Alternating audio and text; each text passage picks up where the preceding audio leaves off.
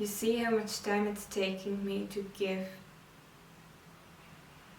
to what I'm sharing the right form, using correct words and terms.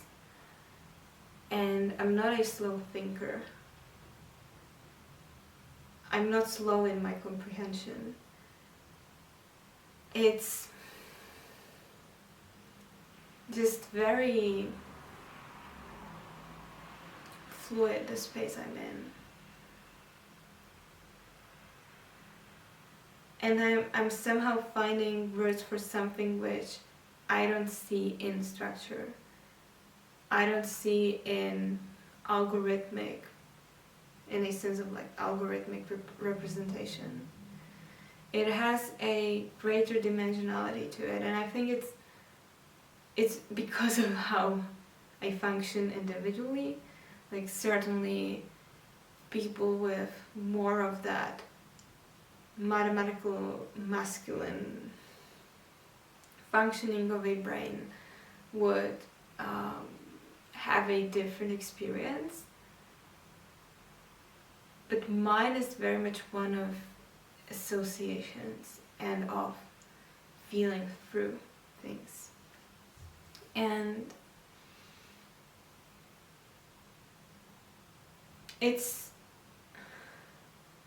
there are very few contexts I can bring this to the surface, because there's a very small likelihood I could do that in direct interaction with other people when they are in this very fast-paced mentality, and just like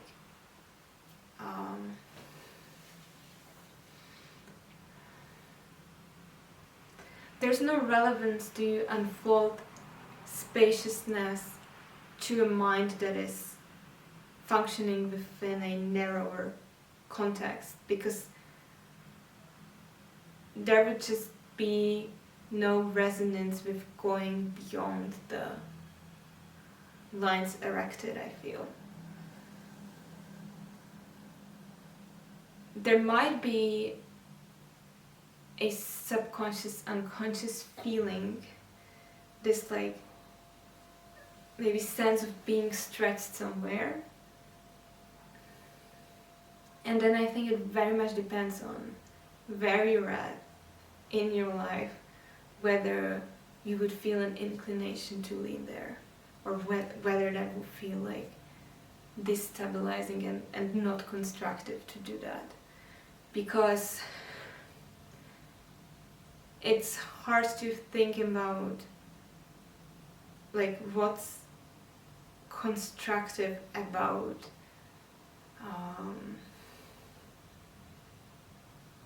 maybe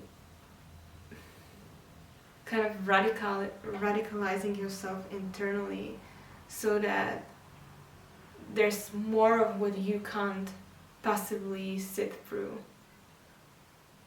because it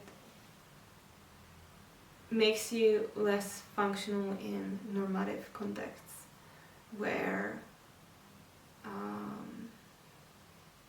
it's so demanding, I feel, to have a sense of aliveness internally, and then being faced with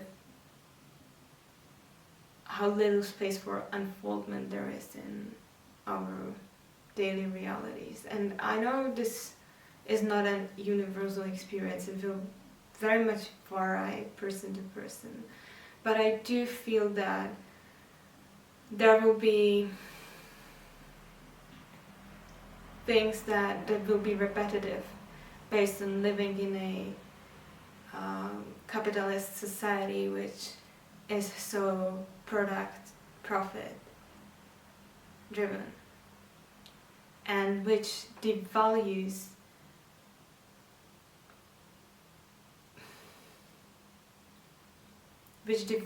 the artistry it takes to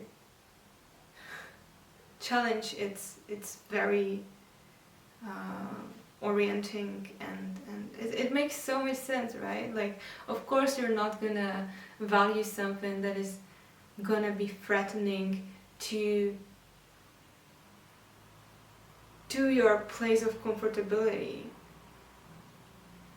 And this like just has different meanings also. Like, what do I mean by that place of comfortability? I think the place of comfortability can also metaphorically be like how simplistically you relate to life and its functioning, because if your reasonings are sufficient for your kind of day-to-day functioning and happiness you can reach with that level of comprehension, then what then challenges that? What then challenges deepening of that, or also like fragmentization, so that it can be more of that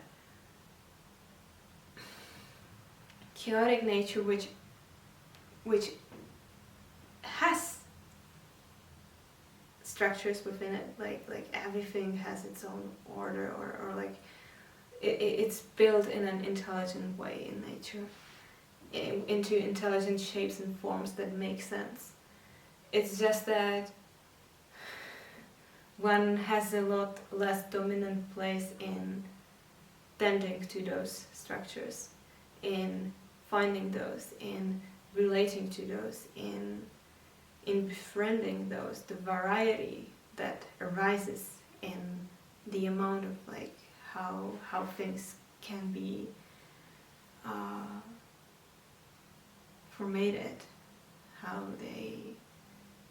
they make sense in such a variety of different species and all that. And so it's like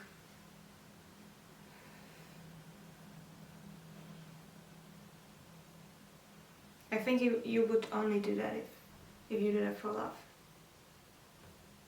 I think you would only do that if you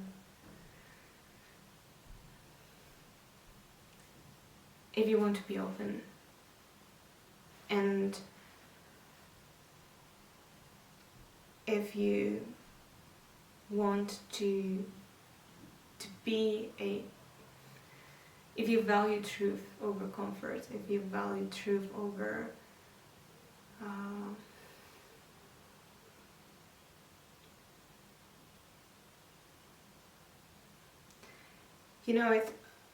it does take me to this, and I don't know how universal this is, but I do have a feeling that it is simply a texture that not many people like immerse themselves within, because of how vastly stretched it is, like from the normativity, or from like what is currently the state of consciousness, or I don't have better words for that now. I don't like how I worded this, but I think femininity is like devoted to like the immersion within love, because then it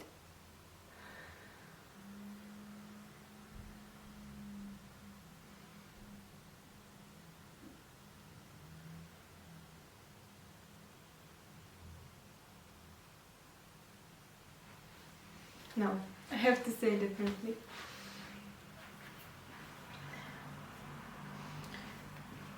It so often takes me to something which feels so personal, and you're always an edge worker, I guess, when you're open about something which feels sacred. And I find close resonance with what Anna Moseley writes in her book, A Revisioning of Love, that often what is sacred remains secret. Not because we would be scared to share, but because we would be very discerning with whom. Because we would be very discerning with, or we you know it holds such a charge to it. It holds so much meaning to itself that it's not something to be handed just lightly. It's something that has a nature of a gift, of a is a symbol of truly, like the opening is a symbol of having trust, and trust is built, right? It's formed, it's worked on to be reached or to be felt. It's conscious decision to create a space where trust is present. It's effort, and if there's not, like if you share things publicly, there can be like no effort on the other side to actually understand you, not just like what you're saying, but really what's the purpose of that. And you can just like write people up so easily and so quickly, and devalue something which is so meaningful for somebody. And so I simply opened this up because of how I don't think there's a definite answer to what's the amount of things you share, if you want to not just like be honest, but also you understand that authenticity is the very thing that carries meaning, because it either feels like it's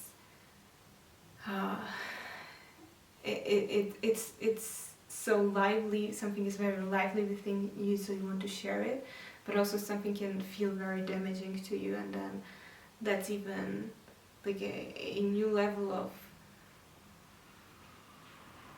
like vulnerability within that, right? And I guess I framed this because I wanted to smooth the edges and maybe like be, if someone sits through the opening, then let's have them the message. I think that within feminine consciousness, which resides within all of us, okay, this is something that Madame Woodman writes, that it's the essence of love, it's the container. And I know I'm capable of profound levels of immersion, and it seems irrelevant in almost every context I find myself in, because of how devalued I think that is.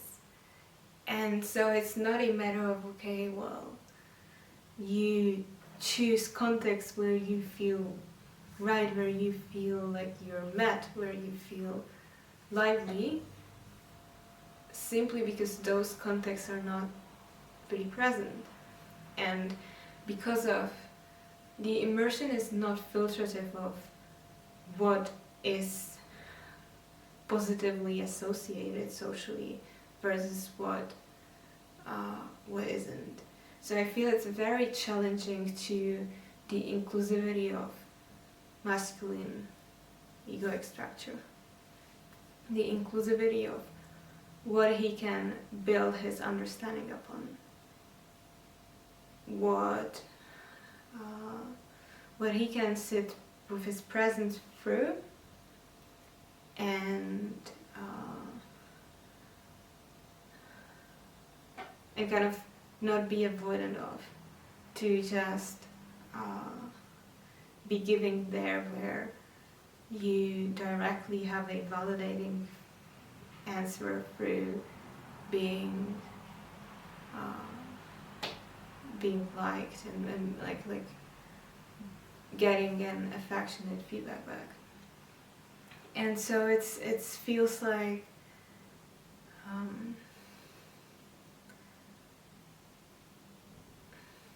with emotional intelligence, you know where you're meeting, like depth-wise with people, I feel, and what is sensible. And there's this quote, much sense is divine madness and much madness is the divinest sense. It completely reverts the logic we use. So it really does feel orienting, where I think the femininity within me would feel like it wouldn't have to be filtrative of itself. It wouldn't have to be kind of domesticated into digestible formats where it's supposed to be present.